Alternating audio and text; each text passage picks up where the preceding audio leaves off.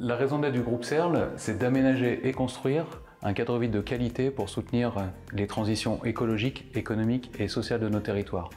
Nous sommes persuadés que pour réussir nos projets, nous devons être en capacité d'agir collectivement, avec les élus, leurs services, à l'écoute de leurs besoins, mais aussi, dès que cela est possible, avec les habitants, les usagers et l'ensemble des parties prenantes de nos projets.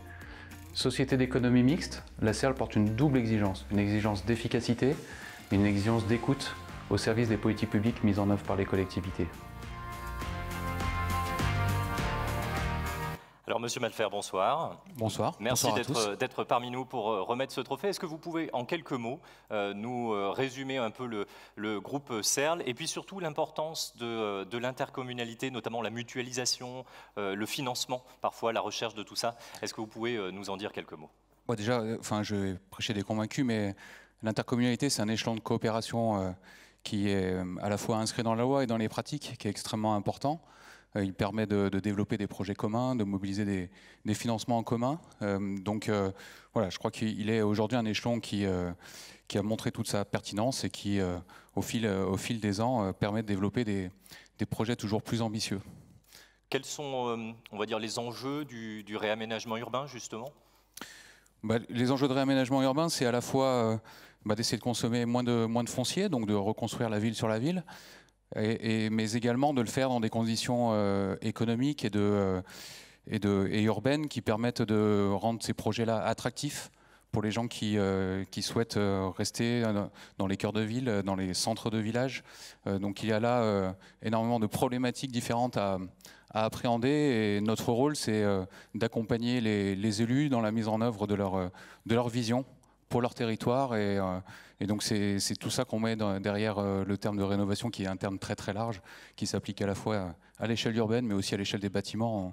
On accompagne aussi, notamment à Tarare, certaines mutations importantes de l'immobilier, des immobiliers communaux. Très bien, donc le réaménagement plutôt que l'étalement, si on devait résumer un petit peu Merci de ce résumé. Oui. La situation. Je vous laisse simplement ouvrir l'enveloppe et annoncer le nom du gagnant. Donc le gagnant du trophée, la communauté d'agglomération Villefranche-Beaujolais-Saône.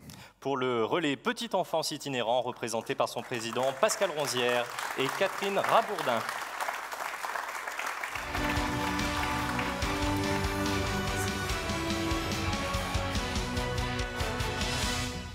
Bravo. Voilà, on va vous remettre ce trophée bien mérité. Félicitations. Et puis, vous allez pouvoir passer au salon pour nous expliquer tout ça.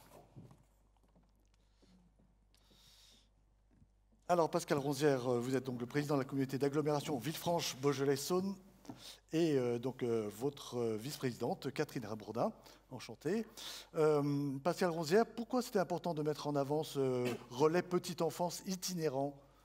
Parce que je pense que ça représente un vrai service pour les habitants de notre agglomération et les assistantes maternelles en particulier. En fait, la communauté d'agglomération de Villefranche a la compétence petite enfance, donc nous gérons un certain nombre d'établissements, soit en direct, soit en partenariat avec des associations. Et puis sur les communes les plus rurales de notre territoire, ce sont les assistantes maternelles qui jouent un rôle très important pour accueillir les enfants de nos jeunes parents et des familles de notre territoire. Et ce relais petite enfance itinérant, il permet aux assistantes maternelles, donc de façon itinérante, puisque ça tourne dans différentes communes, de pouvoir se rendre dans ce lieu avec les enfants dont elles ont la garde, ce qui permet aux enfants de jouer ensemble, de faire preuve de toute leur créativité, et aux assistantes maternelles aussi de se professionnaliser, de suivre des formations. Et puis enfin, c'est un lieu qui l'après-midi est ouvert aux parents pour qu'ils puissent obtenir un certain nombre d'informations sur les modes de garde des enfants, par exemple. Donc c'est un service nouveau qui a été apporté aux habitants et aux assistants maternels de notre territoire. Il y a combien d'enfants actuellement qui sont concernés ? Alors il y a 160 enfants qui sont concernés, puisque 50 assistantes maternelles sur 6 communes de l'agglomération bénéficient de ce service. Et nous avons décidé de créer un deuxième relais petite enfance itinérant à partir de la rentrée de septembre dans 6 communes supplémentaires. Donc ce seront 12 communes sur 18. Et puis on va continuer évidemment dans les années qui viennent. le télétravail a modifié un petit peu vos ambitions? Est-ce qu'il y a eu moins d'enfants par rapport à ce qui était prévu ou au contraire? Non, on est sur un territoire assez dynamique où au contraire on doit renforcer nos actions pour pouvoir répondre à la demande.